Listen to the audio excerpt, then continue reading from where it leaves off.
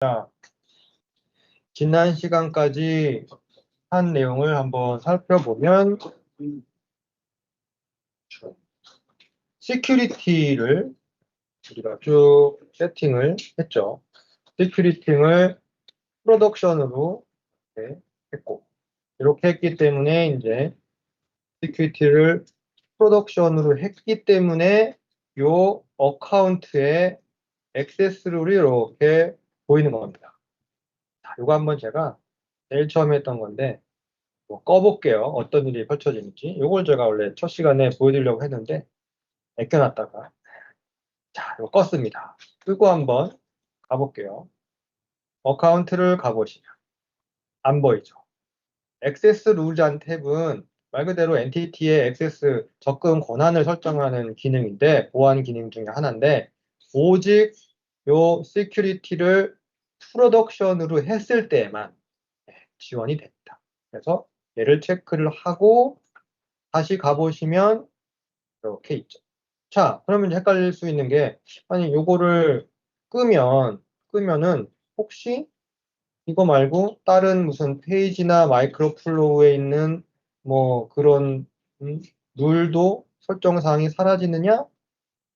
아니죠. 우리 아까 해봤으니까 알잖아요. 예를 들어서 여기 페이지에 여전히 요 페이지에 대한 속성에 여기 비저블 퍼 그대로 있습니다.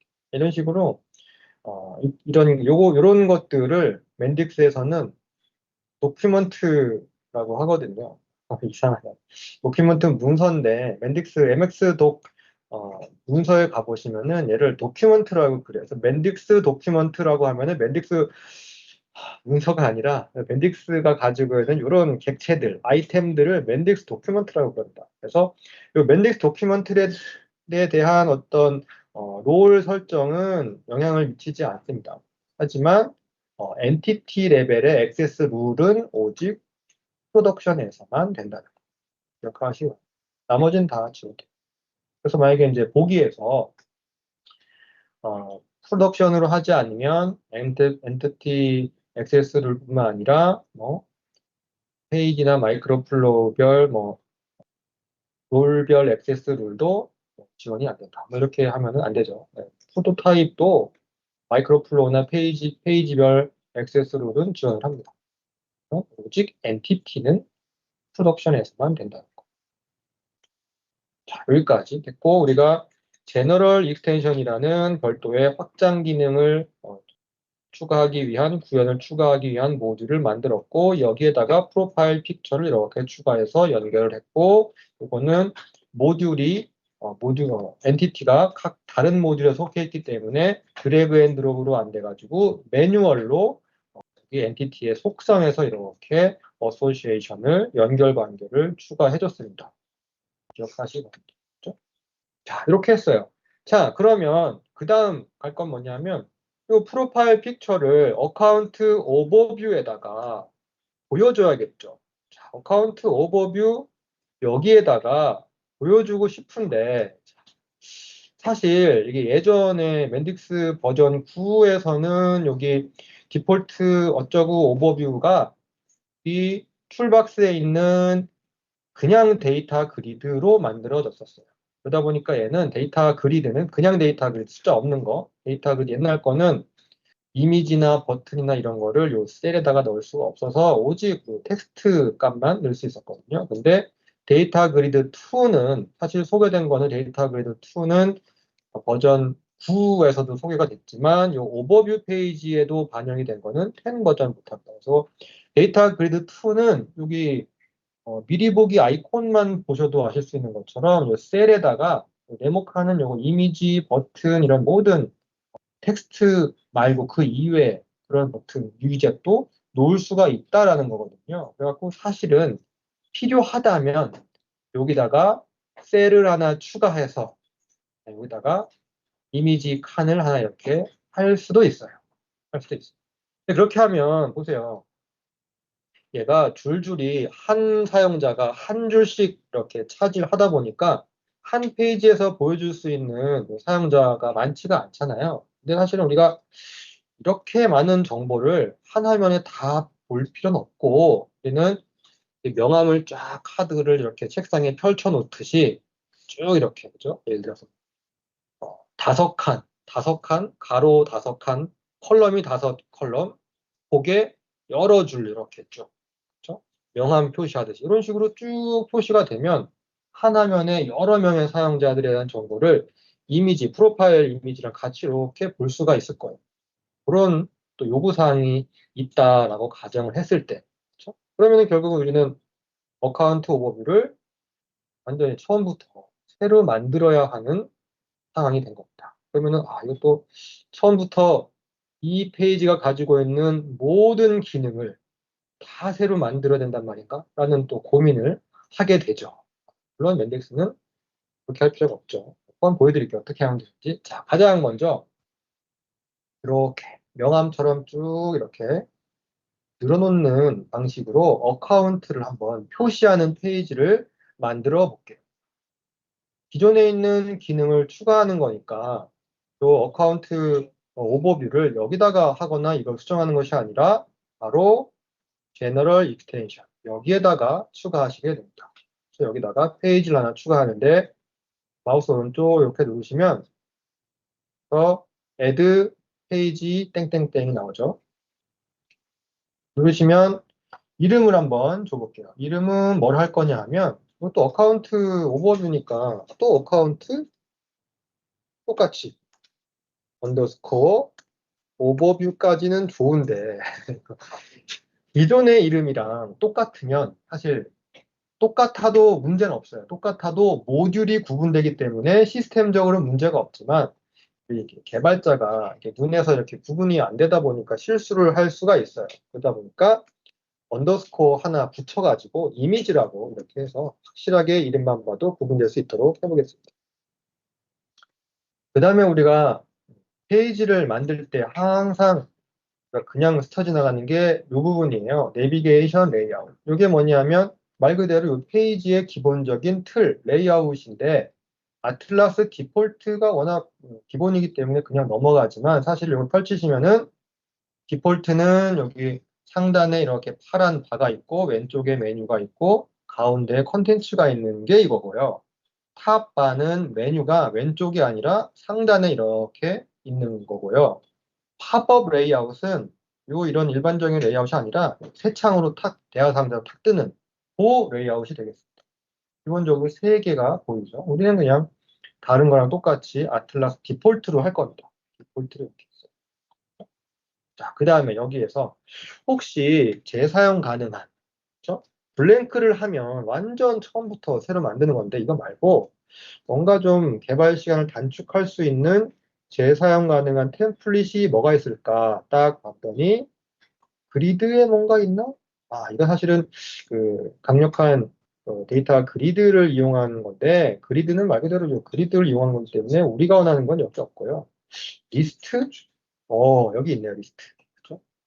리스트를 보시면 딱 그냥 여기 미리 보기 요 화면만 봐도 알 수 있는 우리가 원하는 모양이 딱 두 번째 요거잖아요. 리스트 컬럼. 컬럼별로 이렇게 구분이 됐고 이렇게 로우가 추가돼 가지고 마치 여기 명함을 펼쳐놓은 것처럼 한 화면에 여러 명의 사용자가 쫙 표시될 수 있는 요거 되게 좋겠죠. 요거를 한번 해보겠습니다. 얘를 선택 이렇게 하시고 선택하면 파랗게 활성화가 됐죠. 그 상태에서 OK를 하시면 이렇게 쫙 만들어집니다. 이 상태에서 이제 필요한 부분만 설정을 하면 페이지가 완성이 되는 거예요. 자, 이거 하나씩 해보겠습니다. 일단 보시면 이렇게 이 부분은 제목에 해당하는 뭐 이런 부분이고 이 부분이 바로 리스트를 이렇게 컬럼, 로우를 보여주는 뭔가 데이터 컨테이너 위젯인데 이게 무슨 위젯으로 되어 있나 궁금해가지고 더블 클릭을 딱 해봤더니 이렇게 써 있네요. 리스트 뷰라고 되어 있네요. 리스트 뷰. 이거 리스트 뷰구나. 뭐냐면은 여기 있는 요거예요. 요 리스트 뷰는 그냥 보면 마치 데이터 하나가 한 줄을 차지하는 것처럼 보이지만 요거 설정하기에 따라 가지고 요게 컬럼이 여러 개로 나눠가지고 마치 옆에 있는 템플릿 그리드처럼 보여집니다.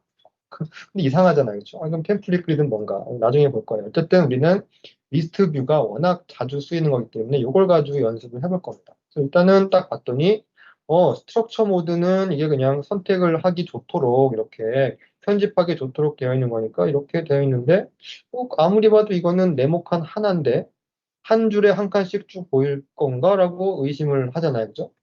그래갖고 정말 그런가 하고 디자인 모드를 쫙 눌러봤더니 아니 이게 세 칸으로 보이네. 그쵸? 이상하잖아. 스트럭처 모드에서는 이거 한 칸인데 디자인 모드에서는 세 칸으로 보여요. 또 이상하잖아요. 이 이유 알려드릴게요. 이유는 뭐냐면 저 여기 리스트 뷰가 딱 누르시면은 요거에 대한 프로퍼티를 한번 가볼게요. 프로퍼티에 가보시면 사실 이거 너무 속성이 많아가지고 이거 눈에 안 들어옵니다. 눈에 안 들어오는데 그 부분 한번 볼게요. 건너뛰어서 여기 클래스.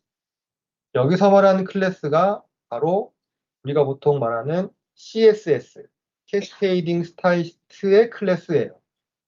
그래서 아마도 맨딕스 인프라스트럭처 어딘가에 요 이름으로 스타일이 정의가 되어 있나 봐요. 그래서 요 이름의 클래스에 대한 CSS 표현식이 뭐라고 막 되어 있을 텐데 그게 바로 얘를 이렇게 세 칸씩 나오도록 해주는 저는 CS 전문가가 아니라 상상이 안 가지만 그렇게 해주는 게 되어 있어요. 그래서 이게 세 줄로 보이는 거예요. 일단 클래스가 이 룩을 정의하는 데 영향을 주는구나라는 거를 알았어요. 거기까지 알았어요. 클래스로 되는구나. 그럼 클래스 말고 직접 내가 만약에 CSS 전문가예요. 그러면은 여기다가 스타일 여기에다가 사실은 됩니다. 내가 만약에 CSS 전문가라면 여기에다가 CSS 스타일 시트 표현식을 쓰면 또 작동이 됩니다. 자, 그러면 스타일 여기다가 직접 하는 거랑 클래스 하는 거랑 차이가 뭐냐? 이렇게 하면은 이런 거죠. 만약에 클래스에다 하시면 여러 UI에서 요 클래스로 정의된 거를 재사용할 수가 있는 거고 스타일 요거는 특별히 여기에만 해야 되는 거. 그런 거는 스타일 이렇게 하시면 되겠죠. 하지만 그렇다 하더라도 그런 거조차도 사실은 클래스로 하는 게 낫다라고 얘기를 하고 있습니다. 어쨌든 클래스가 이거다. 자, 그쵸? 근데 여기서 또 나오는 질문이 아니 그러면은 왜 LV는 리스트 뷰 같고 그죠? 컬은 컬럼 같고 MD는 뭔지 모르겠지만 4 왜 4입니까 이거? 여기서는 세 줄 보이는데 3이어야지 이상하잖아요. 이유가 있습니다. 요거에 대한 이유를 제가 5분 동안 설명드릴게요. 이 이유가 있어요. 이 이유를 알려면 이거부터 알아야 돼요. 자, 위에 보시면 이렇게 생긴 애가 있습니다. 이렇게 생긴 애. 이거 지금 보시면 네모칸이 컬럼이 두 개 있잖아요. 그러면 컬럼이 두 개니까 테이블인가 싶잖아요. 테이블이 아니라 툴박스에 가보시면 쭉 내리다 보면 스트럭처라는 요 분류 여기에 있는 가장 앞에 있는 게 가장 많이 쓰이는 거거든요. 레이아웃 그리드입니다. 레이아웃 그리드가 생긴 게 한 줄짜리에 컬럼 3개 이렇게 보이는 거잖아요. 이름부터 레이아웃 그리드. 이거 뭐냐면 그 레이아웃이라는 건 이렇게 화면에 어떻게 배치할 거냐라는 거잖아요. 화면에 위젯 배치할 때 많이 쓰여요. 사실 우리가 HTML 디자인 많이 해보신 분 아시겠지만 테이블 가지고 디자인 배치 많이 하잖아요. 그렇죠? 또는 뭐 레이어도 쓰고 꽉 짜여진 어떤 서식 같은 거는 테이블로 많이 해요. 아니 근데 왜 레이아웃 그리드냐? 왜냐면요. 테이블은 요 가로 세로 요게 완전 그냥 탁 픽스된 그런 형식에는 테이블이 적합한데 사실 우리 맨딕스 같은 경우는 얘를 큰 화면으로 볼 때는 또 이만큼 넓이가 이만큼 쓸 수가 있고 영역을 만약에 얘를 태블릿으로 보면 이만큼밖에 못 쓰고 또 만약에 스마트폰으로 보면 웹이니까 그렇죠? 웹은 여러 디바이스를 볼 수 있으니까 이만큼밖에 안 보이고 그럴 때마다 한 요 넓이에 표현할 수 있는 컬럼 크기를 좀 조절을 했으면 좋겠다 이럴 수 있잖아요. 그래서 데스크탑에서는 한 줄에 뭐 4칸, 그리고 뭐 태블릿에서는 한 줄에 2칸, 그리고 스마트폰에서는 한 줄에 한 칸씩 뭐 이런 식으로 할 수가 있잖아요. 그렇죠? 그런 것들 우리는 보통 리스폰시브 CSS 스타일만 이렇게 해가지고 막 하잖아요. 그렇죠? 근데 그런 것들을 맨딕스가 아주 쉽게 쉬운 개념으로 지원을 합니다. 뭐냐 하면 개념은 이거예요. 만약에 내가 설정한 요 레이아웃 그리드에 뭔가 설정 사항에 딱 놨을 때 더 이상 표현할 공간이 없으면 알아서 밑으로 툭 떨어뜨립니다. 툭 떨어뜨려요. 알아서. 근데 그 알아서가 100% 얘가 인공지능이 아니라 내가 설정한 그 어떤 룰에 최대한 맞춰가지고 그 룰을 제가 설명드릴게요. 자, 그 룰을 설정하기에 앞서가지고 레이아웃 그리드를 처음 한번 여기 내가 만들어 볼게요. 지금 레이아웃 그리드를 드래그 해가지고 이렇게 갖다가 놓으면 여기에다가 만들 건데 딱 드래그 해가지고 드롭하는 순간 물어봐요. 뭘 물어보느냐? 한 칸으로 이거 넓이 다 쓸 거냐? 6은 뭔지 모르겠는데 두 칸으로 나눌 거냐? 그리고 얘는 두 칸은 두 칸인데 3대 9, 6대 6. 이거 보니까는 요 컬럼의 넓이를 얘기하는 건데 비율이 왜 5대 5가 아니라 6대 6이고, 그쵸? 이거 왜 7대 3이 아니라 3대 9고 이상하잖아요. 그죠? 얘는 또 왜 444, 333이냐? 이게 왜 그러냐면요. 부트스트랩이라는 UI 프레임워크에 이걸 따왔기 때문에 그래요. 걔는 이 넓이를 12로 나눕니다. 연필 한 타수처럼 12로 구역을 나눠가지고 한 셀의 넓이를 12의 기준으로 해가지고 뭐 3333, 444 이런 식으로 하게 돼 있어요. 그거를 예전에 따라오다 보니까 이렇게 되어 있는 건데 예전엔 그렇게 했기 때문에 이게 남아있는 거지 지금은 꼭 이거를 따를 필요 없이 더 강력한 방법을 제공을 합니다. 그게 바로 오토필, 오토핏 컨텐츠라는 속성인데요. 이거 한번 해볼게요. 만약에 우리가 두 칸, 그 밑에 있는 요 제목이랑 요 버튼 구역을 나누기 위해 두 칸을 한다고 하면 6, 6, 요거 하면 되겠죠? 딱 클릭하시면 나는 분명히 6대 6을 골랐는데 오토필로 이렇게 세팅이 됐습니다. 이거 뭐냐면요. 그냥 알아서 균등하게 오토필 그러면은 주어진 공간에서 그냥 알아서 균등하게 하는 거예요. 균등하게 배분. 그래서 만약에 내가 여기에다가 오토필로 셀을 하나 더 추가하잖아요. 그러면 오토필 여기 컬럼 하나 딱 찍으시고 오른쪽 마우스 누르신 다음에 애드 컬럼을 왼쪽이나 오른쪽을 하시면 오토필 방식으로 칸이 하나 추가가 되거든요. 그러면은 세 개가 다 오토필이잖아요. 그럼 세 개가 다 균등하게. 아까는 50%, 50%였다면 지금은 33, 33, 33 이런 식으로.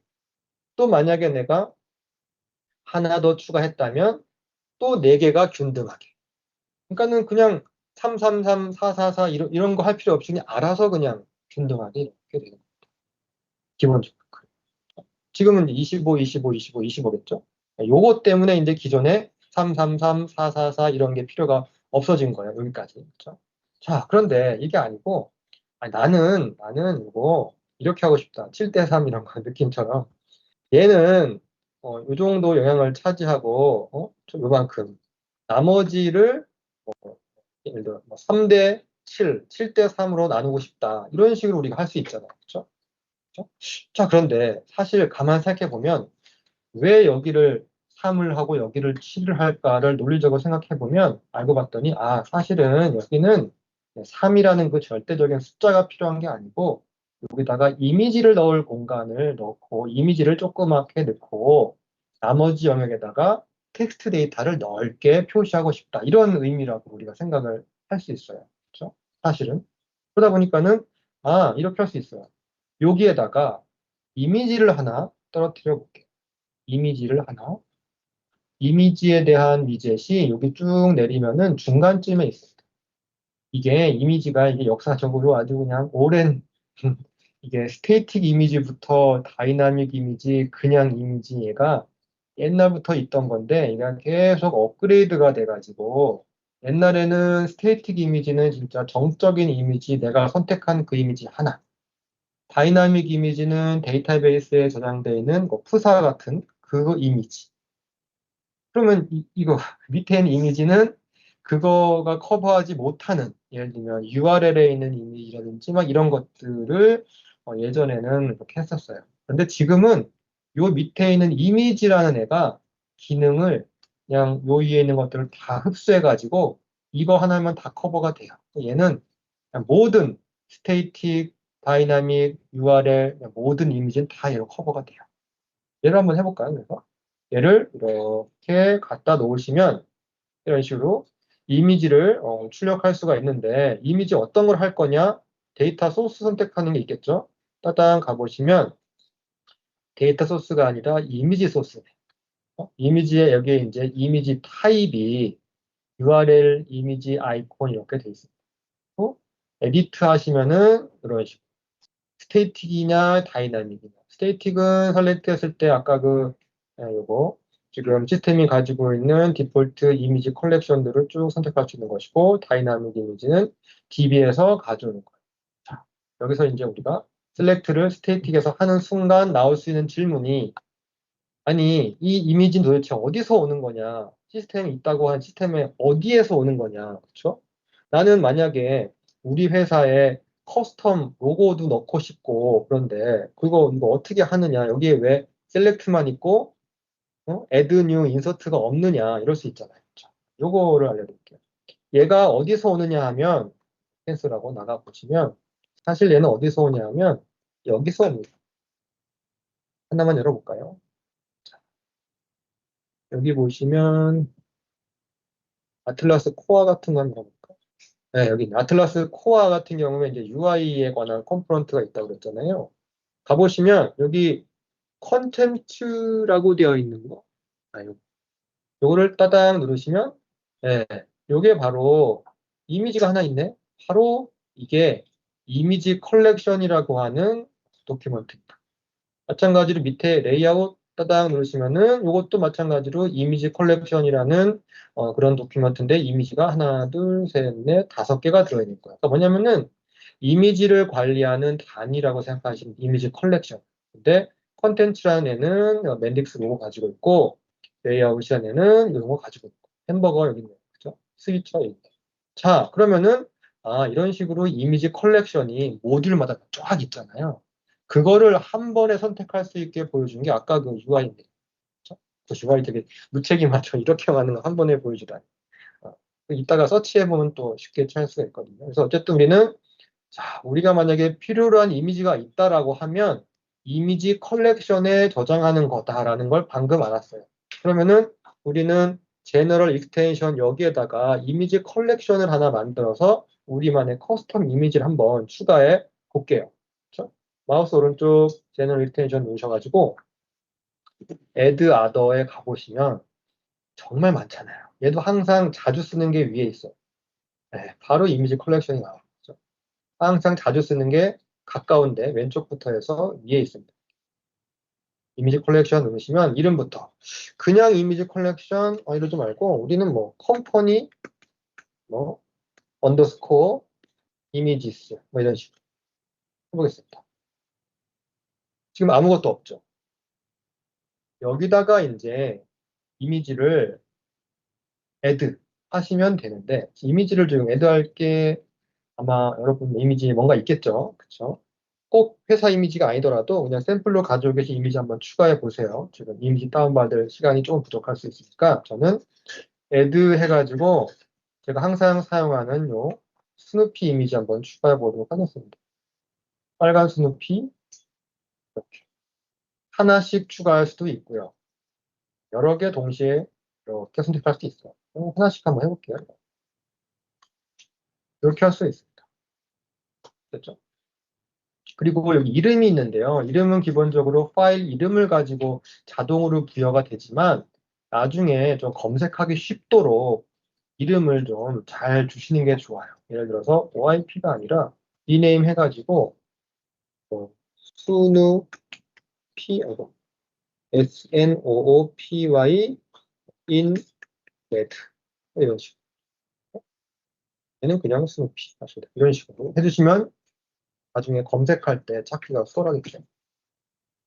이런 식으로 해보세요. 이 상태에서 한번 어카운트 오버뷰 이미지 부분을 한번 가볼게요. 어카운트 오버뷰 이미지가 지금 창을 엄청나게 많이 열어놔가지고 이 부분 누르면은 지금 열려있는 모든 창을 볼 수가 있습니다. 일단 누르시면은 어카운트 오버뷰 이미지 요거네 요거. 짠 누르시면 아까 우리가 작업하다만 이미지 소스 선택하던 얘가 있죠. 얘를 또 더블 클릭하셔가지고 가보시면 요거 기억나시죠? 눌러가지고 또 바로 셀렉트 하시면 여기 어딘가 있을 겁니다. 어딘가에. 이래가지고 이름을 기억해야 돼. SNOO만 쳐도 스누피가 바로 뜨죠. 사실 근데 그냥 보면 이거 복잡한데요. 얘가 나름 정렬 방식이 있습니다. 이미지 컬렉션의 이름이 모듈 이름, 점 컬렉션 이름 이렇게 사실은 돼 있어서 이거 스크롤하고 쭉 내려가시다 보면 모듈 이름에 제너럴 익스텐션이라고 되어 있는 게 이렇게 사실 보여요. 얘를 만약에 알파벳으로 이렇게 하면 비교적 쉽게 이렇게 찾을 수 있죠. 이렇게 기억하시기. 하지만 그거보다 더 좋은 SNO 이름으로 이렇게. 그래갖고 빨간색 스누피를 선택을 하시면 됩니다. 이렇게. 선택을 했죠. 이렇게 됐습니다. 그냥 이렇게 이미지를 넣을 수가 있어요. 그렇죠? 자, 여기서 한 가지. 아니 이미지가 너무 큰데. 이거 좀 줄여보자. 이미지는 크기를 조정할 수가 있잖아요. 원본 이미지 크기를 무시하고 내가 원하는 크기로 좀 조절을 해보자. 그러면은 당연히 속성에 있겠죠. 있습니다. 지금 이미지 딱 찍으시고 프로퍼티에 가보시면 이렇게나 많은 이미지 속성 중에서 디멘션에 들어가 보시면 위스가 오토냐 픽셀이냐 퍼센트냐 뭐 이렇게 있단 말이에요. 이걸 그냥 하시면 돼요. 만약에 저는 요 이미지를 가로 150 픽셀로 하고 세로는 그냥 그 원래 비율에 맞춰가지고 하고 싶다라고 하면 요거를 픽셀로 찍으시고 위스를 120 이렇게 하시면 됩니다. 그러면 120 픽셀로 이렇게 돼요. 그렇죠? 자, 그러면은 생각해 보세요. 그러면 지금 현재 오토 필이니까 얘가 하나, 둘, 셋, 네 개. 네 개의 컬럼이 균등하게 25%씩 이렇게 나눠져 가지고 출력이 되는데 첫 번째 칸에 요 120 픽셀로 하면 요 첫 번째 칸에 요만큼 빈 공간이 생기잖아요. 그럴 것 같죠. 진짜 그런지 디자인 모드를 딱 가봤더니 정말로 칸이 하나, 둘, 셋, 네 개 생겼는데 스누피가 나오고 요만큼 빈 공간이 생겼어요. 그렇죠? 내가 원하는 거는 요 스누피의 요 넓이를 첫 번째 컬럼이 딱 잘라가지고 차지를 하고 나머지 영역을 요 나머지 컬럼들이 셋으로 균등하게 나눴으면 좋겠다. 이런 거였거든요. 애초에 아이디어가. 자, 그런 게 어디 지원되느냐 봤더니 바로 요 컬럼 요거 선택하시고 더블 클릭하시면은 오토필이 아니라 바로 오토핏 컨텐츠라는 애가 있습니다. 이게 바로 요 컬럼 안에 들어있는 컨텐츠 내용물에 따라 가지고 컬럼의 크기가 자유롭게 이렇게 자동으로 조절이 되는 그런 기능인데 그것도 마찬가지로 여기 데스크탑이냐 타블렛이냐 이런 디바이스에 따라 가지고도 또 다르게 설정할 수 있게 돼 있어요. 그래서 얘를 짠 전부 다 수직 정렬 방식도 이렇게 할 수 있고 이런 식으로 하시면은 자 요게 또 재밌는 말보다 이상한 거예요. 아니, 나는 분명히 설정을 했는데, 얘 왜 이거 안 줄어들고 이렇게 돼 있나? 이유는 스트럭처 모드이기 때문에 그래요. 스트럭처 모드는 좀 선택하기 쉽게 돼 있는 거라서, 네 칸이 이렇게 그냥 쉽게 선택할 수 있도록 보이고요. 여기 설정값만 오토피 컨텐츠라고 이렇게 오른쪽이랑 다르게 업데이트가 된 걸 볼 수가 있고, 실제 이게 출력되는 거는 런 로컬리에서 보시든지 아니면 디자인 모드에서 이렇게 보시면 이렇게 첫 번째 칸이 요만큼 줄어들었죠. 이렇게 나머지 칸은 균등하게 배분됐죠. 이런 식으로 됩니다. 이렇게 하다 보니까 굳이 7대3, 7대3이 아니라 3대9, 4대3, 9대3 이런 것들이 정말 특별한 경우가 아니면은 잘 필요가 없어졌어요. 그런 게 있습니다.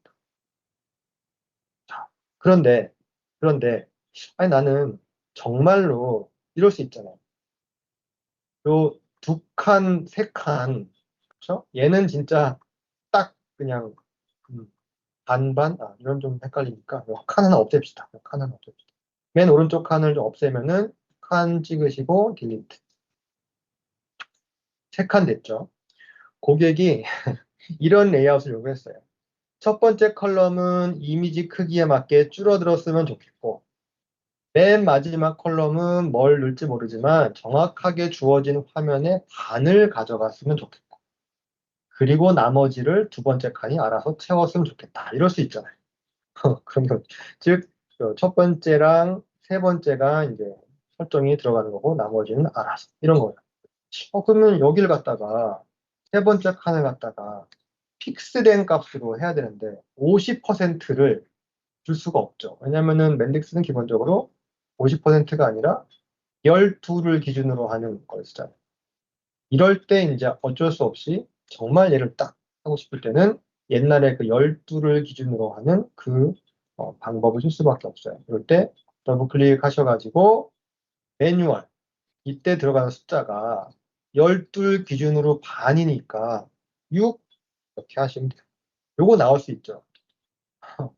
만약에 어떤 선택한 컬럼의 크기를 현재 화면 리스트에 50%를 하고 싶다. 그럼 매뉴얼에 사이즈 뭘로 해야 되냐? 그러면 5가 아니라 6인 거죠. 마찬가지로 요거 나머지 요 디바이스에 대해서도 6으로 이렇게 해놓을 수 있겠죠. 똑같이. 하지만 디바이스별로 다르게 줄 수도 있는 거예요. 반응형 웹 그거 있죠. 리스폰시브 반응형 같은 거죠. 하시면 이렇게 매뉴얼 6이라고 되어 있고 매뉴얼 6이기 때문에 12분의 6 그래가지고 세 번째 칸은 50% 그리고 첫 번째 칸은 이미지 크기에 따라서 자동으로 줄어들거나 늘어나거나 그리고 나머지 영역을 두 번째 칸이 그냥 갖는 거예요. 이런 거 아시면 되고 자 여기서 한 가지 더 말하면 이거 어드밴스에 나와 보는데 만약에 여기다가 또 한 칸을 추가했다. 그럼 어떻게 되냐? 첫 번째는 이미지 크기, 두 번째는 50%, 얘는 나머지 남겨둔 영역을 둘이 균등하게 이렇게 나눠요. 이런 식으로. 이게 이제 레이아웃 그 특징입니다. 이런 식으로 배분을 해가지고 요 안에다가 컨텐츠를 배치할 수 있도록 하는 건데 사실 이게 요거 말고 한 가지 더 비밀이 있어요. 자, 보세요. 내가 만약에 여기에서 이렇게 해봅시다. 여기다가 내가 만약에 한 칸을 더 추가하고 싶은데 그거를 크기를 내가 만약에 6이라고 해봅시다. 6. 그렇죠? 매뉴얼 6, 매뉴얼 6. 어떻게 될까요? 매뉴얼 6, 매뉴얼 6. 그러면 이거 12를 다 쓰는 거잖아요. 한번 해볼게요. 어떻게 되나? 이게 중요한 겁니다. 매뉴얼 6이라고 딱 해가지고 엔터를 짠 하는 순간 이렇게 됩니다. 툭 떨어지죠. 이게 왜냐면은 6하고 얘 이렇게 하고 나면 이 안에는 아무리 뭘 해도 6을 채울 만한 공간은 없잖아요. 그렇죠? 하나도 없으면 뭘로. 그러다 보니까 더 이상 요 한 줄로 표시할 수가 없어서 자동으로 밑으로 툭 떨어지는 거. 이런 거예요. 신기하죠? 만약에 내가 또 하나 추가해 볼까요? 또 하나? 또 하나? 컬럼 화이트. 오토필인데 이거 만약에 또 6이라고 했어요. 아니, 6이 아니라 더 심하게 7 했어요. 그러면 또 밑으로 떨어져요. 왜냐면은 여기에는 7이라는 만큼의 공간을 표시할 수 있는 그 공간이 없잖아요. 이런 식으로 알아서 자동으로 부족하면 옆에 출력할 수 없으면은 밑으로 떨어집니다. 그런 거. 이거 기억하시고. 여기서 이제 또 하나 생각할 수 있는 게, 아니, 그러면은 이게 다 12이라는 거에 이게 굴레에 이렇게 얽혀 있는 거네. 그러면 이거 한 칸에 추가할 수 있는 최대 컬럼 숫자가 12개 뿐이 없는 건가? 이렇게 생각할 수 있어요. 근데 이거 그렇지 않습니다. 이건 좀 개념적인 건데, 넓이를 표현할 때 12이라는 거를 그냥 예전에 부트스트랩 때문에 썼던 거지. 지금 보시면 12이라는 그거 관계없이 컬럼은 계속 추가되잖아요. 컬럼은 추가되잖아요. 계속 추가됩니다. 다만 얘가 한 줄로 표시할 수 없기 때문에 여러 줄로 표시한 거지. 보통 우리가 여러 칸은 무조건 한 줄에 있어야지 되는 거다라고 생각하지만 사실 얘는 개념적으로 얘가 한 줄에 있어야 할 게 표시를 못 해가지고 여러 줄로 표시된 거지. 이거 사실은 한 줄에 있는 거거든요. 이상하죠. 좀 말이 안 되는 것 같지만. 하여튼 개념적으로는 그래요. 그래서 12이라고 하는 거는 넓이 표현할 때 쓰는 단위지 그게 컬럼 개수를 제한하는 것은 아니다. 컬럼 개수는 원하는 만큼 이렇게 마음대로 무제한으로 추가할 수 있다. 이렇게 얘기를 합니다. 그렇기 때문에 만약에 보기에 멘딕스는 부트스트랩 플랫폼의 영향을 받아서 한 줄에는, 한 로우에는 최대 12개의 컬럼만 추가할 수 있다라고 하면 틀린 말이 되는 거예요. 이상하죠? 그렇습니다. 틀린 말이. 왜냐면 이렇게 쭉 자동으로 되니까. 심지어 얘가 만약에 이거 만약에 딜리트 해보잖아요. 그러면은 위로 막 올라옵니다. 이렇게. 딜리트 하잖아요. 그러면 이렇게 올라오죠. 이런 식으로 알아서 막 채워줘. 그런 게 하나 있고요. 절대 12기 최대 컬럼 수를 제한하지 않는다. 또 이제 한 가지는 자, 용어가 하나 등장하는데요.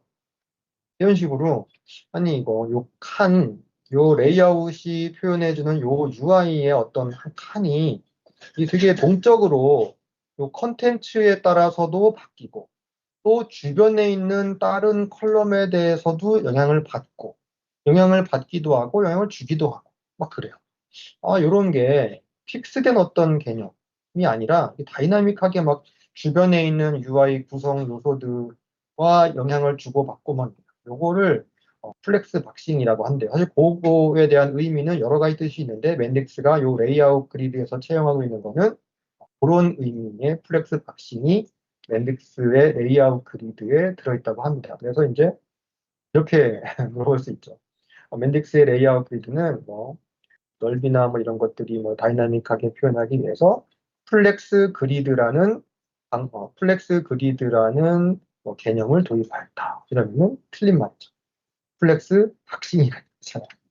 플렉스 박싱입니다. 그래서 이런 식으로 용어를 미묘하게 틀리게 한 다음에 맞는 거 틀리는 거 고르게 하는 게 나와요. 그렇기 때문에 정확하게 기억을 하셔야 됩니다. 오토필 컨텐츠, 아니 오토핏, 그렇죠? 그리고 매뉴얼, 그리고 플렉스 박싱. 오토핏 컨텐츠까지는 괜찮아요. 오토핏 컨텐츠. 플렉스 박싱, 플렉스 그리드 아니에요. 이렇게 하시면 되겠습니다. 그런 식으로 레이어와 그리드가 있고.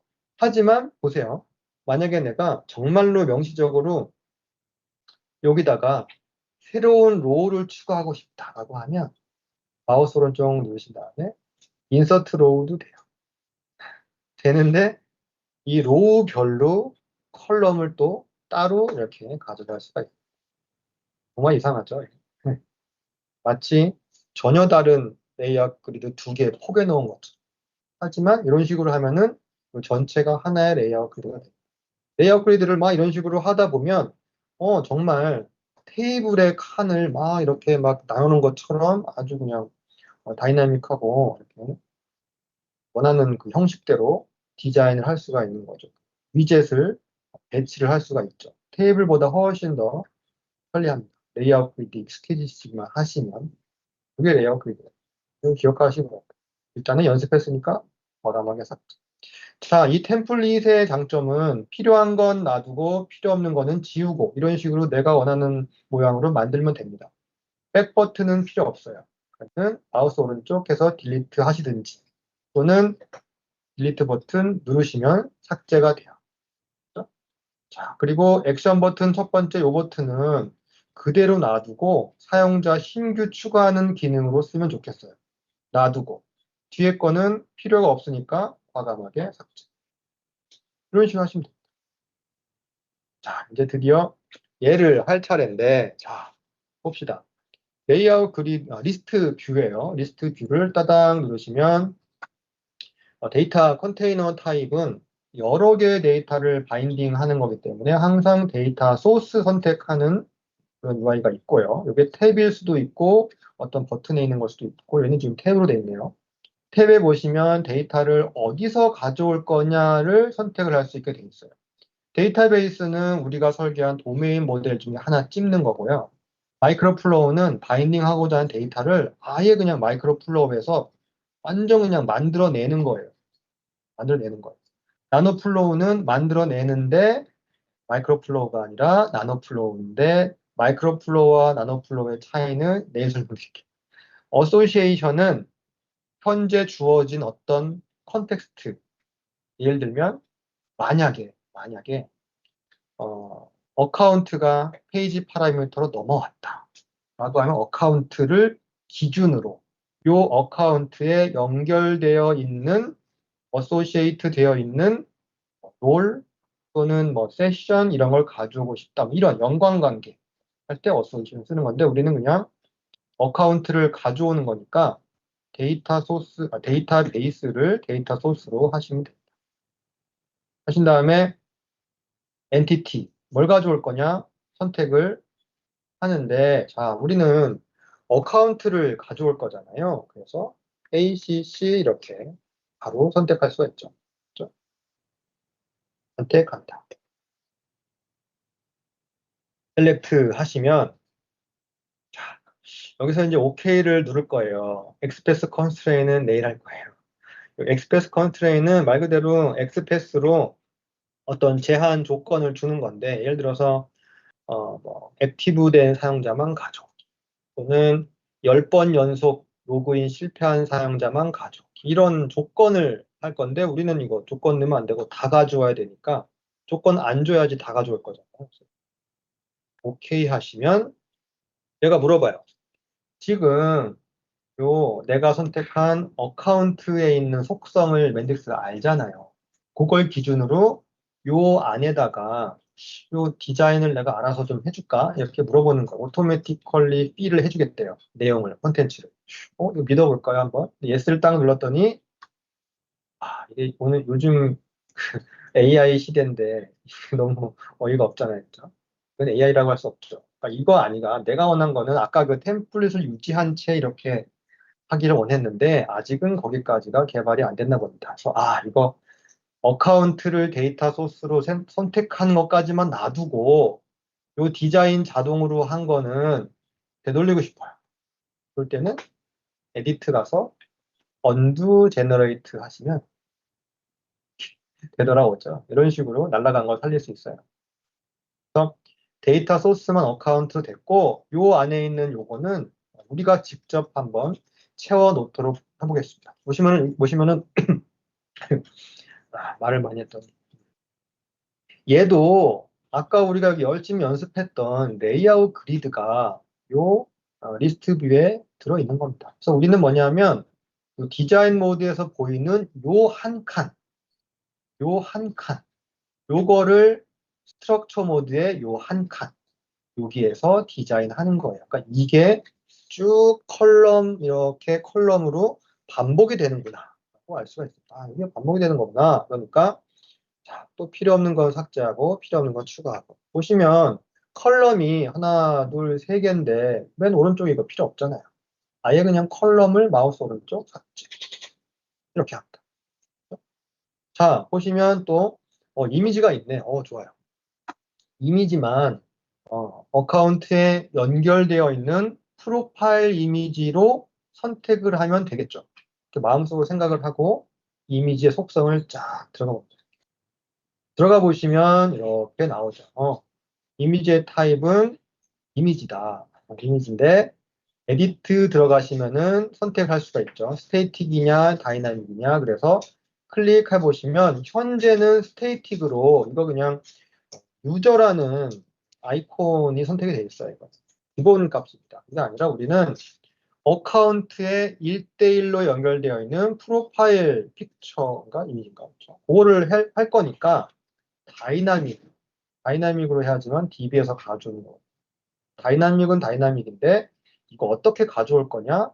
셀렉트 하시면 자, 이때 어카운트를 기준으로 어카운트에 연결되어 있는 어소시에이션 목록이 나왔어요. 왜일까요? 왜일까? 왜냐하면 나는 이 리스트 뷰의 데이터 소스로 어카운트를 선택을 했잖아요. 그래서 이 네모칸 하나는 어카운트의 작업 영역. 시험 볼 때는 스코프 또는 어카운트 컨텍스트 이런 말로 나와요. 어카운트 스코프 또는 어카운트 컨텍스트인 거예요. 그러니까 여기 어카운트의 작업 영역이니까 그걸 기준으로 거기에 연결되어 있는 요런 5개의 어소시에이트 되어 있는 엔티티가 있는데 이 중에서 뭘 보여줄 거냐? 당연히 여기 이름만 봐도 알 수 있는 요거를 펼치면 보세요. 현재 나는 어카운트 영역이고 그 어카운트에는 요 어소시에이션이 연결이 되어 있는데 그 어소시에이션은 프로파일 픽처로 이렇게 연결되어 있다. 이렇게. 아이콘을 보시면 얘랑 얘랑은 엔티티고요. 얘는 어소시에이션 이렇게 보시는 거예요. 이런 식으로 어카운트 기준으로 요 어소시에이션 따라가서 프로파일 픽처를 선택 이렇게 하는 겁니다. 선택하시면 또 여기 나오죠. 확인 오케이 하시고 그 다음에 오케이를 한 2번 눌렀죠. 한 번 더, 3번 누르시면은 이렇게 나오죠. 자, 이 사라진 이유는 지금 이미지가 뭐가 나올지 모르잖아요. 그러니까 그냥 네. 자, 얘를 갖다가 이제 잘 선택이 됐을 테니까 디자인 모드에서 보시면 이렇게 나올 겁니다. 이미지가 없으니까 이렇게 나옵니다. 하지만 제가 말씀드린 거는 얘는 프리뷰이기 때문에 이렇게 되는 거지. 실제 이거를 실행시키면 아마도 여기에는 이게 아니라 공백이 나올 겁니다. 공백이 나올 거예요. 그래서 얘가 실제와 비슷하지만 실제는 아니다라는 거예요. 그게 뭐 대수냐라고 생각할 수 있는데 멘딕스는 함정을 잘 파놓거든요. 그래서 이렇게 얘기할 수 있어요. 스트럭처 모드에서는 편집하기 좋은 게 보이고 이게 실제 브라우저에서 출력되는 모습을 보려면은 디자인 모드에서 보면 됐다라고 하면은 그럴듯한데 그렇지 않아요. 왜냐면은 프리뷰에 해당하는 아까 도움을 주는 거지 실제 모습과는 상당히 유사하지만 실제 모습과는 또 차이가 있거든요. 그래서 그런 함정에 속으시면 안 되고 정말 심할 때는 이런 말도 나옵니다. 맨딕 스튜디오 프로는 위지 위그, 완유시 완유겐이잖아요. 즉 내가 편집한 대로 이렇게 보여지는 그런 툴이다라고 나오시고 내가 편집한 대로 보여지잖아 라고 생각할 수 있지만 그렇지 않아요. 상당히 유사하지만 얘는 이렇게 안 나오거든요. 그래서 위지 위그가 아니래요. 이런 함정도 있습니다. 어이가 없죠. 그런 것도 기억하시면 돼요. 자, 그래서 중요한 거는 이런 식으로 할 수가 있는데 자, 첫 번째 얘가 만약에 요 레이아웃에서 보면 얘가 공백으로 나오면 어떤 애는 공백이 나오니까 얘가 지금 오토핏 컨텐츠라는 걸로 지금 넓이가 설정이 되어 있잖아요. 그러다 보면 공백이면 이 칸이 제로가 돼요. 그렇죠? 그러다 보니까 이렇게 봤을 때 얘가 제로가 되고 이 2번째 칸이 이만큼을 꽉 차게 됩니다. 근데 2번째 칸이 만약에 있으면은 이미지가 있으면은 이 이미지가 보이고 2번째 컬럼은 또 줄어들어요. 그러다 보니까 들쭉날쭉 하게 돼요. 그렇게 해도 된다라고 하면은 괜찮지만 나는 그게 아니라 좀 애가 정돈되게 높이는 뭐 어떻게 할 수 없더라도 최대한 좀 넓이는 좀 정돈되게 보이게 하고 싶다라고 할 수 있잖아요. 그래서 없어도 디폴트 이미지라도 뭔가 좀 이렇게 보여줘가지고 텅 비어가지고 얘가 2번째 컬럼이 늘어나는 거 좀 막고 싶다라고 하면 이미지 속성에서 디폴트 이미지를 선택하면 됩니다. 이래가지고 또 우리가 이미지 속성을 또 몇 개 알아볼 건데요. 거기에 또 한 3-4문제 나와요. 자, 디폴트 이미지에서 선택을 이렇게 하셔가지고 디폴트 이미지도 스태틱, 다이나믹 되지만 전 스태틱으로 해가지고 우리가 아까 했던 스누피를 해볼게요. 스누피. 눈에 확 띄게 하기 위해서 빨간 스누피를 디폴트 이미지로 하도록 하겠습니다. 여러분은 뭐 다른 거 하셔도 돼요. 하시면 얘가 디폴트 이미지로 표시가 되는 것까지는 좋아요. 까지는 좋은데 우리도 이런 것도 생각을 해봅시다. 뭐냐면요. 얘가 디폴트 이미지 이렇게 선택이 됐어요. 그런데 다이좀 딱 보시면은 이런 식으로 디폴트가 출력이 됐는데 만약에 두 번째에는 이미지가 이만한 엄청 초고해상도의 이미지를 업로드한 거예요. 가로가 막 1000픽셀 이러면은 얘가 또 오토핏 컨텐츠니까 컨텐츠에 따라 갖고 자동으로 넓이가 줄어드는 게 아니라 확 늘어나잖아. 뭐 이런 것도 생각을 해보는 거. 이거 뭐 고려할 게 너무 많죠. 근데 뭐 흔히 있는 일입니다. 그렇기 때문에 이거 안 되겠다. 얘는 아예 그 이미지가 이만한 컷, 이미지가 요만한 컷. 딱 높이는 어쩔 수 없지만 넓이는 딱 고정된 값으로 쫙 맞춰줘야겠다. 이렇게 생각할 수가 있어요. 그러다 보니까 그래서 속성을 쫙 가셔가지고 여기 픽셀에 가보시면 120 픽셀로 예를 들어서 고정을 하고 그리고 현재 44 픽셀 그 높이를 44로 고정을 하면 이게 가로 세로 비율에 따라 가지고 또 잘릴 수가 있으니까 높이는 오토로 해놓으면 에스펙트 레이시오로 이렇게 잘 이렇게 되겠죠. 그래가지고 이 상태로 하시면 이렇게 나올 겁니다. 이미지가 크건 작건 요 고정된 사이즈로 나올 거예요. 이게 첫 번째 아이디어입니다. 여기까지 되게 좋죠. 좋은데 또 한 가지 생각을 해보시면 만약에 1000픽셀짜리 이미지가 이렇게 서버에서 브라우저로 넘어와 가지고 이렇게 조그맣게 줄어가지고 표시가 됐어요. 이러면 사실 아주 불필요한 엄청난 데이터가 넘어오는 거잖아요. 그렇죠? 이만한 이미지를 가져와서 줄이는 게 아니라 아예 조그만 이미지만 오면 좋겠다. 그리고 그게 사실은 우리가 보통 말하는 그 작은 썸네일 이미지라고 하는 그런 거잖아요. 그렇죠? 그렇게 하면서 이제 필요한 이미지 왔다 갔다 하는 거. 이런 거는 전통적인 웹 개발 하실 적에는 원본 이미지, 오리지널 이미지 놔두고 썸네일 이미지를 만들어냈어요. 어떤 뭐 컨트롤 이용해서 만들어내든지 했단 말이에요. 근데 맨딕스 같은 경우에는 다양스럽게도 자동으로 만들어 줍니다. 물론 만들긴 만들어야 하는데 내가 안 만들고 맨딕스 시스템이 만들어 줍니다.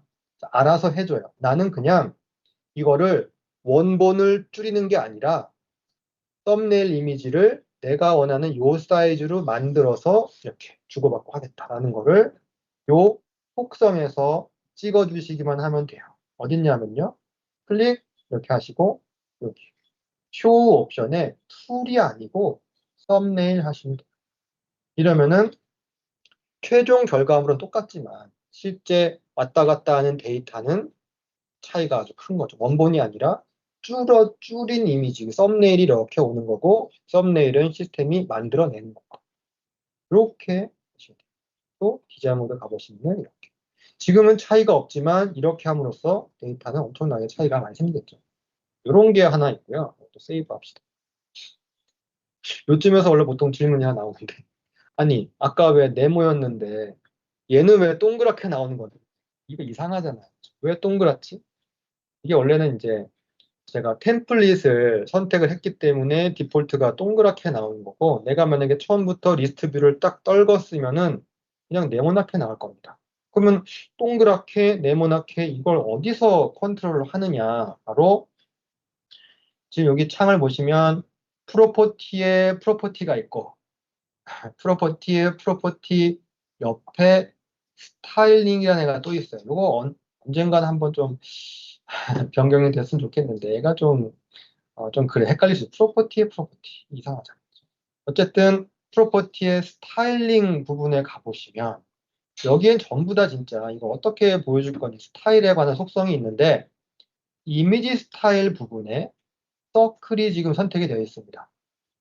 서클 찍으시면은 동그랗게, 스퀘어 찍으시면은 이거 네모나게, 원래가 네모난 거죠. 라운디드 누르시면은 이게 잘 안 보이지만 요 끝에 모서리가 둥글려 갖고 표시가 돼요. 이런 게 있습니다. 이런 식으로 보시면은 막 정렬, 여백, 안쪽 여백, 바깥 여백, 뭐 투명도, 막 이미지 이런 식으로 엄청나게 많이 막 스케일 다운 막 이런 거 있어요. 그건 하나씩 보시면 되고요. 그런데 이제 뭐 관찰 눈썰미가 좋으신 분들은 아시겠지만 자 보세요. 서클, 스퀘어, 그렇죠? 서클, 라운드 할 때마다 리절팅 클래시즈라는 바뀌고 있는 걸 볼 수가 있습니다. 서클 하면은 이미지 스퀘어, 이미지 스퀘어. 이게 이런 식으로 사실은 이런 선택에 따라 가지고요. 클래스를 만들어내는 겁니다. 그래서 요 클래스별로 또 CSS가 어딘가에 설정이 돼 있어 가지고 이렇게 돼 있고, 자, 이 말은 뭐냐 하면 내가 만약에 CSS 도사다라고 하면 요거 이외에 별표로 뭐 보여주기 이런 거를 만들어서 클래스에다가 뭐 넣을 수 있죠. 뭐 쉐이프, 스타 이런 식으로 할 수가 있는 겁니다. 물론 우리는 이런 거 안 만들었기 때문에 작동하지 않겠죠. 그러니까 이런 식으로 이 결국은 요 클래스를 잘 만들어내면 디자인 같은 거를 쉽게 할 수가 있어요. 실제 업무하실 때 보면은 퍼블리셔나 디자이너 분들이 각 UI 요소별로 클래스를 쭉 만들어 주세요. 또 그리드의 각 로우나 컬럼별로 만들어 주세요. 헤더별로도 만들어 주시고, 그러면은 우리는 그냥 그분들이 요 UI에는 요 클래스 쓰세요라고 하면 우리는 그거를 요 클래스에다가 쫙 세팅만 하면 디자인이 알아서 그냥 이렇게 많이 합니다. 심지어는 로우별로 이런 게 아니라 그리드의 클래스 하나만 딱 지정을 하면 그 퍼블리셔 분께서 요 지정한 거에 헤더 영역 부분을 그분이 CSS 표현식에서 찾아내서 헤더의 첫 번째 줄에는 뭐 볼록하게 나와서 글자 뭐 짝수 줄은 뭐 흰색, 홀수 줄은 파란 이런 식으로 회사의 컬러를 한다 이런 식으로 모든 거를 갖다가 그분들이 알아서 해줍니다. 그러니까 우리는 개발자 입장에서는 가능하면은 스타일 이런 것들은 퍼블리셔 분들께 이런 식으로 할 수 있다라는 거를 알려드려서 그분이 하면 그분이 만든 클래스를 이렇게 쓰는 식으로 하십니다. 이런 게 이제 하나가 있죠. 그래서 우리는 서클이 예뻐요. 서클이 없습니다. 요게 이제 이미지에 대한 거의 모든 것이. 자, 그 다음에 요거 봅시다. 얘는 뭐냐 하면은 텍스트라는 이미지인데요. 15분 남았죠? 20분 남았죠? 더블 클릭해 보시면 이렇게. 아, 텍스트는 뭐냐? 내가 여기다가 타이핑한 대로 글자가 나오는 거구나 라고 생각을 하실 수가 있는데 그게 다가 아니죠. 텍스트는 정말 아주 그냥 뛰어난 녀석입니다. 뭐냐면 캡션에다가 쓰면 이게 그냥 스테이틱하게 이렇게 나오지만 따당 들어가서 에디트를 누르시는 순간 얘는 요 캡션이 아니라 템플릿으로 바뀝니다. 다이나믹하게 뭔가 값을 출력할 수 있어요. 포맷, 템플릿 쓸 수가 있어요. 예를 들어서 뭐냐면 나는 어카운트에 이름, 풀네임, 그리고 아이디, 그리고 이메일 이런 거를 여기다가 순서대로 쓰고 싶다. 이렇게 할 수 있잖아요. 예를 들어서 name 콜론 어쩌고저쩌고 그리고 이메일 콜론 어쩌고저쩌고 이런 거 하고 싶잖아요. 그리고 유저 아이디 어쩌고저쩌고 이런 거 하고 싶잖아요. 이런 다이나믹한 값을 뽑아가지고 요 형식 한 줄에 하나씩 이렇게 하는 거 하고 싶잖아요. 그렇죠? 이런 거를 할 수가 있어요. 그래서 보시면 밑에 파라미터라는 애가 있습니다. 이건 뭐냐면 이 템플릿에서 쓸 다이나믹한 값을 파라미터로 정의를 해놓고 그거를 여기에 쓸 수가 있는 거예요. 참조할 수가 있는 거예요. 그러면은 그 파라미터스에서 new를 해갖고 선택할 수 있는 게 뭐가 있냐? 애트리뷰트 또는 익스프레션 나중에 할 건데 일단 애트리뷰트는 현재 컨텍스트, 현재 스코업에서 걔가 가지고 있는 애트리뷰트, 속성. 예. 그러니까 어카운트가 가지고 있는 그것들 중에 하나를 여기서 선택할 수가 있겠죠. 선택하시면은 이렇게나 많은, 심지어는 연결되어 있는 거에 대한 속성까지도 가져올 수가 있습니다. 심지어. 하지만 우리는 그것까지 필요 없고, 이름 풀네임이 일단 필요하니까 풀네임을 딱 선택을 해요. 이렇게 하고 OK를 하면 이렇게 파라미터별로 번호가 붙어요. 번호로 이제 여기 템플릿에서 참조를 하게 됩니다. 그래서 일단은 풀네임 하나 찍어 놓고요. 뉴 하셔가지고 또 필요한 게 뭐가 있나 봤더니 이메일도 필요하니까 이메일 쫙 찍어 놓으시고, 네, 또 찍어 놓으시고 이렇게 같은 방식으로 풀네임, 이메일, 뉴 해가지고 선택하셔가지고 네임이 사실 이거 아이디라고 그랬잖아요. 아이디도 이렇게 이런 식으로 속성 3개가 인덱스 번호 1, 2, 3으로 이렇게 선택이 됐습니다. 이게 이제 파라미터 1, 2, 3. 근데 1, 2, 3이 그냥 1, 2, 3이 아니고요. 괄호는 괄호인데 이거 잘 보시면 중괄호입니다. 중괄호. 그래가지고 요 중괄호 1, 중괄호 2, 중괄호 3이 요 템플릿에 쓰일 수 있는 요 파라미터를 가리키는 표현식이에요. 그래서 만약에 네임 값이 풀네임이잖아요. 요거를 여기다가 쓰고 싶다라고 하면 중괄호 1 이렇게 하시면 돼요. 그러니까 요 템플릿이 그겁니다. 어떤 식으로 요 값을 쓸 것이냐. 포맷, 형식, 출력 형식 그런 겁니다. 이메일은 한 칸 띄고 중괄호 2 이런 식으로. 유저 아이디 중괄호 4 이런 식으로. 이런 식으로 되겠죠. 이런 것도 되고요. 또 필요하다면 아 이거 너무 복잡하네. 이러지 마냥 심플하게 이렇게 하고 싶다. 보통 우리 이런 거 많이 하잖아요.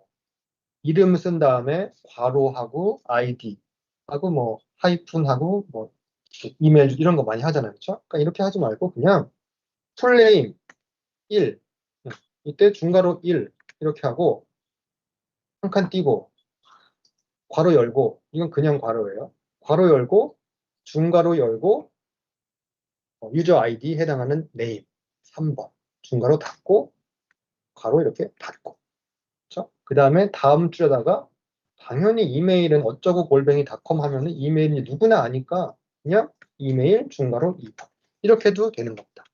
이런 식으로 템플릿은 자연스럽게 내가 원하는 모양대로 아니, 자연스럽게 아니라 자유롭게 하실 수가 있는 겁니다. 그렇죠? 하시면 돼요. 콜백 텍스트는 값이 없을 때 출력하고자 하는 메시지. OK를 하시면 한 번 더 OK를 하시면 이렇게 나오는 거죠. 풀네임, 네임, 이메일. 그렇죠? 이게 진짜 어떻게 출력되느냐? 디자인 모드에서 보시면 이렇게 나온다. 잠깐 뭔가 이상하지 않아요? 나는 분명히 풀네임 옆에 네임을 출력했는데 왜 얘는 밑으로 뚝 떨어졌냐?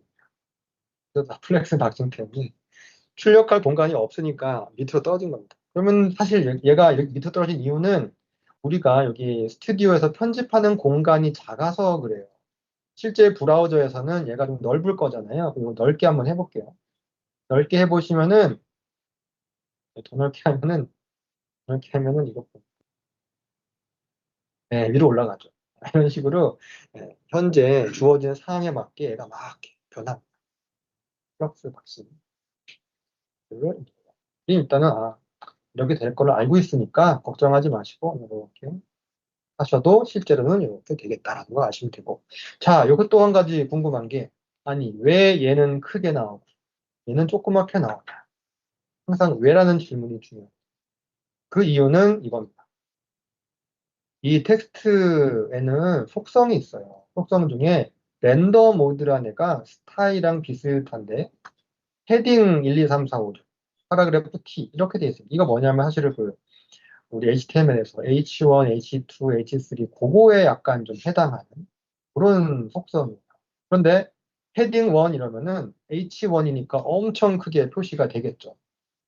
이따만하게. 그렇죠? 헤딩하고 얘는 숫자가 올라갈수록 HTML에서는 좀 작아지잖아요. 작아지죠. 하지만 이 작아지는 실제 그 H1, H2, H3가 표현되는 그것마저도 사실은 어딘가에 저장되어 있는 스타일 시트의 영향을 받아요. 그래서 우리는 그냥 가볍게 이 중에서 그냥 어느 거라고 이렇게 선택을 해주시고요. 이거에 대한 실제 표현되는 크기, 굵게 이런 스타일 있잖아요. 이런 게 어떻게 좀 다르게 표현되고 싶다라고 하면 그 어딘가, 나중에 알려드릴 그 어딘가에 있는 CSS만 살짝 바꿔주시면 됩니다. 아니면은 아예 이거를 그냥 선택하셔가지고 별도의 클래스를 넣는 거예요. 컴퍼니, 뭐 텍스트 이런 식으로 이렇게 하셔도 돼요. 그러면은 그 클래스에서 기존에 있는 스타일, 뭐 헤딩 1을 오버라이드한 어떤 스타일을 잘 정해 놓으면 그걸로 표시가 되겠죠.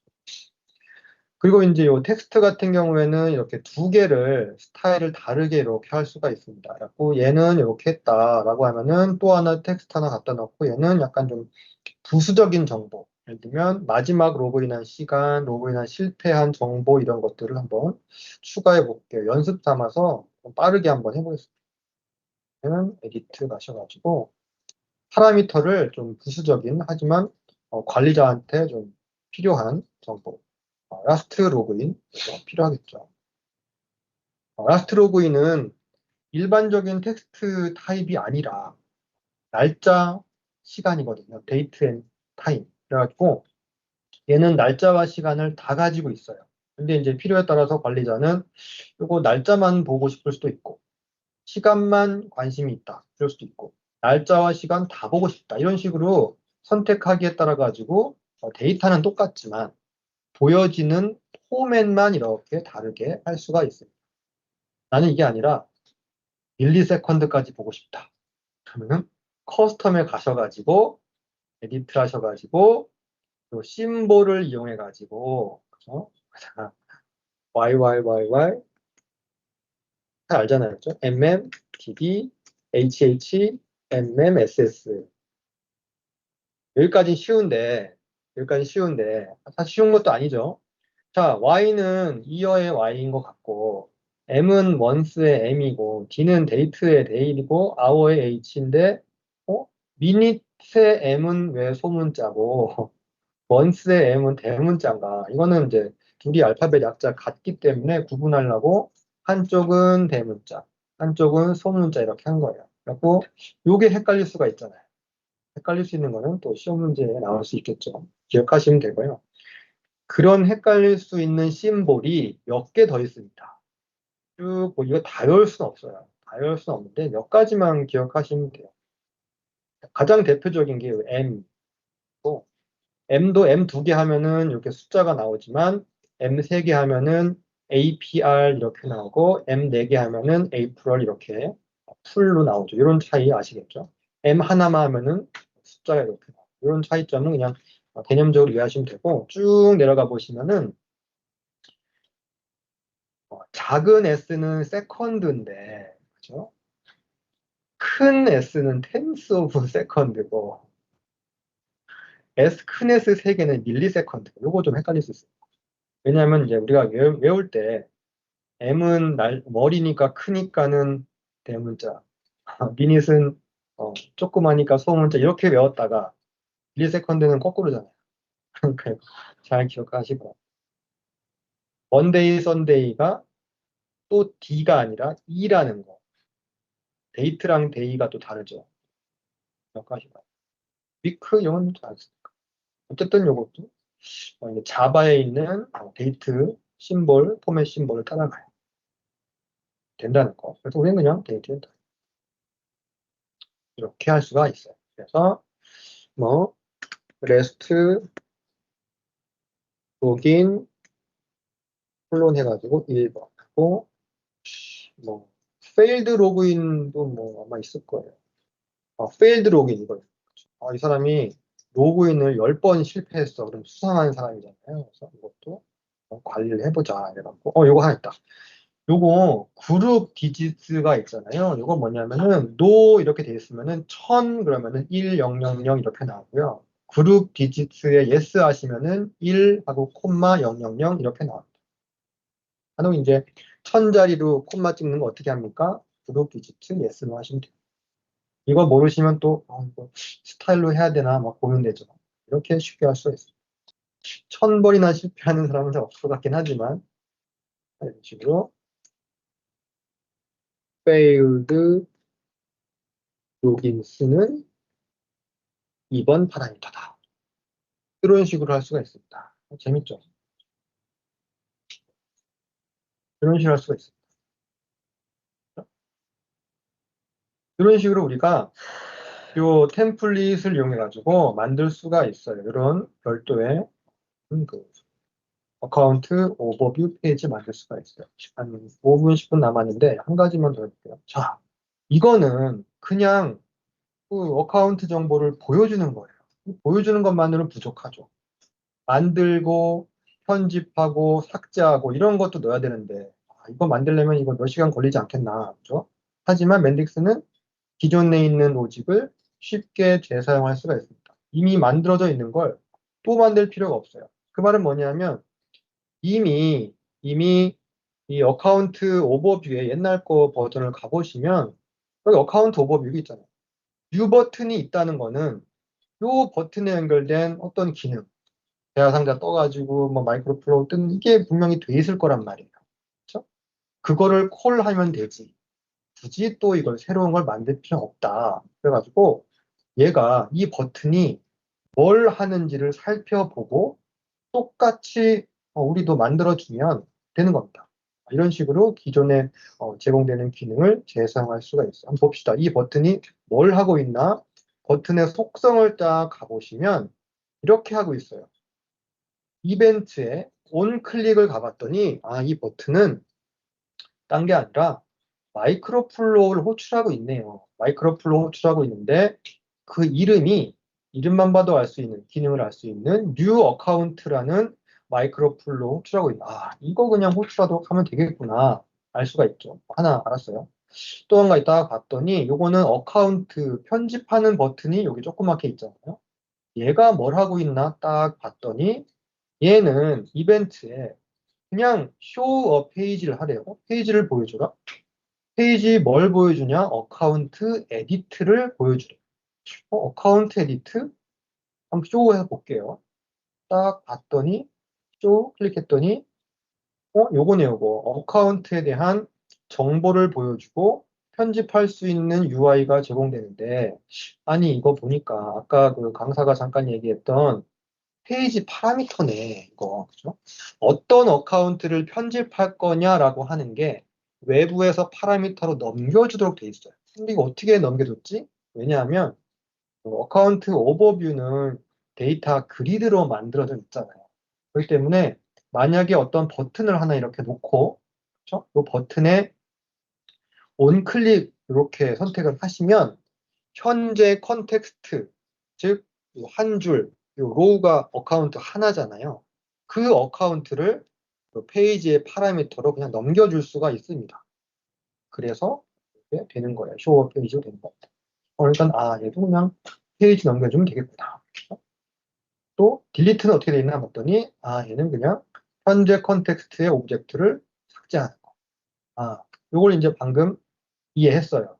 요걸 갖다가 바로 적용을 하는데 1분도 안 걸립니다. 여기 액션 버튼 여기에다가 이제 어카운트 뉴 하는 마이크로 플로우를 할당할 건데 따당 누르시고 자, 캡션부터 add new 어카운트라고 좀 더 친절한 캡션으로 바꿀 거예요. 그 다음에 얘가 하는 액션 이벤트는 do nothing이 아니고 show a page도 아니고 call a microflow 마이크로플로우 콜 했잖아요. 뭘 했느냐? 순간적으로 까먹은 것 같다. 뉴 어카운트라는 걸 알고 있지만 기억이 안 난다라고 할 때는 또 복습하는 느낌으로 마켓플레이스 밑에 어드민 밑에 유저 밑에 어드민 여기 있네 여기 그렇죠? 이 어카운트 셀렉트 하시면 됩니다. 이렇게 된 거예요. 자 그러면 이제 에디트랑 딜리트만 하면 되는데 이거 어떻게 하면 좋을까? 여기다가 뭔가 하나, 로우 하나 추가해가지고 하면 좋겠다. 그래가지고 마우스 오른쪽. 로우를 딱 찍으시고 마우스 오른쪽 하시면은 인서트 로우, 빌로우. 밑에다가 하나 로우 추가하는데 한 칸짜리면 충분하겠죠. 여기다가 버튼을 2개 놓을 거예요. 하나는 에디트하는 버튼, 하나는 삭제 버튼. 그래서 툴박스를 쫙 가보시면 버튼이 모여있는 영역이 여기에 있습니다. 이렇게 많은 버튼이 있어요. 우리 고민을 하게 되죠. 아니, 어떤 버튼을 써야 되나? 에디트는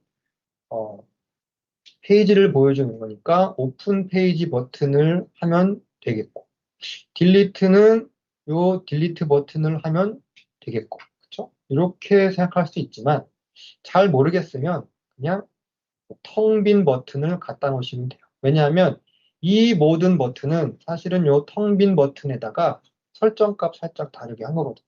때문에 잘 모르겠다라고 할 때는 그냥 텅 빈 버튼 2개 그냥 갖다 놓고, 보통 개발할 때는 일단 이렇게 갖다 놓고 나중에 구현하고 이렇게 많이 합니다.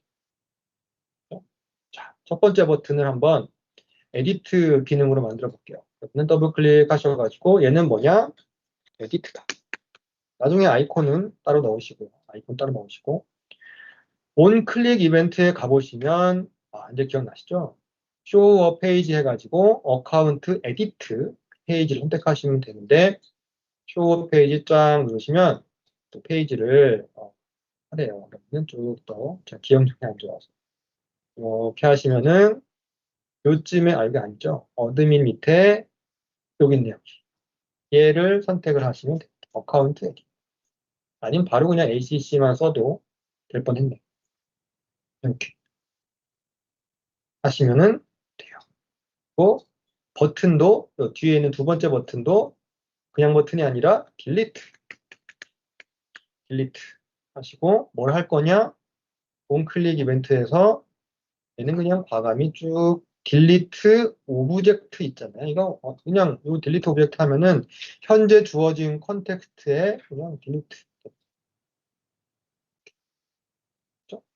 자, 여기서 이제 5분 안에 끝내겠습니다. 자, 보시면 첫 번째 이상한 것이 나도 색깔 넣고 싶은데 회색 싫은데 그죠? 에디트 버튼 색깔 어떻게 됩니까? 따당 누르시면 아까 그 텍스트처럼 얘도 여기쯤에 스타일이 있어요. 텍스트는 헤딩 1, 2, 3였는데 얘는 버튼 스타일이 인포 석세스 워닝 데인저래요. 좀 안타까운 점은 여기 미리 보기 색깔이 있으면 좋겠는데 그게 없어요. 하지만 어쨌든 석세스가 아마 파란색인가? 해봅시다. 녹색. 어쨌든. 프라이머리가 파란색인가? 프라이머리. 약간 밝은 파란색. 약간 밝은 파란색. 이런 식으로 딜리트는 좀 조심해야 되니까 인포가 밝은 파란색. 일단 대인저로 하는 게 맞는 것 같고. 인포가 밝은 파란색 같아요. 밝은 파란색 같아요. 이렇게 할 수가 있습니다. 이러면 돼요. 자, 그래서 이제 딱 보시면은 이거 잘 됐네. 이거 잘 됐네. 그래가지고 얘를 갖다가 미리 보면 디자인 모드에서 보시면 이렇게 보인다 라고 해서 봤더니 마음에 안 드네요. 그죠? 에디트와 딜리트가 너무 다닥다닥 붙어 있어요. 이거 어떻게 좀 뛸까? 방법은 또 여러 가지가 있는데 가장 편한 직관적인 방법은 선택하시고요. 속성에 가보시면 아까 우리가 잠깐 봤던 스타일링 부분, 이미지의 스타일링처럼 모든 위젯에는 스타일링이 있고 스타일링에는 여기 마진 부분이 있습니다. 딜리트 버튼을 기준으로 왼쪽에다가 여기 좀 마진을 좀 여백을 주려면 이 부분에다가 클릭하셔가지고 나오는 게 스몰은 조금, 미들은 중간, L은 많이. 추상적이죠. 여기는 중간 정도 하면은 알아서 이렇게 대충 띄워줍니다. 이런 식으로 할 수 있고요. 나는 얘가 요 칸의 오른쪽에 바짝 붙었으면 좋겠다. 이럴 수 있잖아요. 그렇죠? 그럴 때는 얼라인 셀프 왼쪽이냐 오른쪽으로 하시면 이렇게 이 정도는 요거 다 알진 못해도 이 정도는 자주 쓰인다는 거. 또 눈썰미가 좋으신 분 아시겠지만 이렇게 했더니 이렇게 resulting 클래스에 이렇게 된다는 거. spacing outer left medium, full right. 보시면 클래스가 두 개가 공백을 가지고 이렇게 나눠가지고 돼 있죠. 즉, 이 말은 뭐냐면 클래스에는 여러 개의 클래스를 할당할 수가 있는데 그 클래스 구분은 공백으로 하는구나 라는 걸 알 수가 있어요. 꼭 클래스가 하나일 필요는 없어요. 그래서 예를 들어서 여러 개의 클래스로 디자인 요소를 나눠 놓을 수가 있잖아요. 그래서 AAA, 한 칸, BBB, CCC 이러면은 클래스 3개가 붙는 이런 식으로 되는 거예요. 즉 클래스는 공백으로 구분한다까지 우리가 알게 된 거죠. 이렇게 하시면 됩니다. 이제 끝낼 건데요. 사실 요거 이제 작동하게 하려면 마지막으로 속성에서 이 페이지를 볼 수 있는 권한을 페이지에 대한 페이지에 대한 비저블 퍼 속성을 뭔가 주셔야 되는데, 자, 안 보이죠? 이런 것도 나와요. 왜 안 보일까? 왜냐하면 모듈로를 안 만들었거든요. 우리가 모듈은 만들었는데 시큐리티에서 모듈로를 안 만들었어요. 이런 경우도 있어요. 뭘 했는데 뭐가 안 나온다. 어디에 뭘 해야 하나. 이렇게 문제가 나올 수 있어요. 모듈에 있는 시큐리티에 가서 모듈로를 추가한다가 맞는 거죠. 함정을 판다면은 애플리케이션 시큐리티에서 모듈로를 추가한다. 이러면 틀린 거고. 애플리케이션 시큐리티에서 유저로를 추가한다. 이러면 틀린 거고. 모듈에 있는 시큐리티에 가서 모듈로를 추가해야 돼요. 그런 식으로 이해하시면 돼요. 그러니까 어려운 게 나오는 게 아니라 실수하면 틀릴 수 있는 그런 것들이 나와요. 걱정하시지 마시고. 자, 이런 식으로 하셔가지고 얘를 세팅을 하셨다면 얘를 또 마찬가지로 내비게이션에다가 등록을 하시면 될 겁니다. 이건 이제 집에 가셔가지고 한번 해보시면 좋겠고, 제가 내일 이거 마저 하고 나머지 부분 좀 더 살펴보고 내일 오후부터는 진짜로 슈가 기능을 개발해 보도록 하겠습니다. 내일 오전까지는 이거 좀 더 해야 돼요. 혹시 끝나기 전에 질문 있으시면 질문하시죠. 질문이 나중에 생각나시면 이메일이나 아니면 채팅창에다가 써주셔도 돼요. 왜냐하면 저는 이 채팅창이 아마 여러분들은 나가 계시는 동안에 쓴 채팅 내용을 볼 수가 없지만 저는 언제든 이렇게 볼 수 있거든요. 권한이 있어서 아무 때나 들어오셔가지고 채팅창에 써주세요. 오늘 수고하셨고 내일 10시에 또 계속해서 하겠습니다. 수고하셨습니다.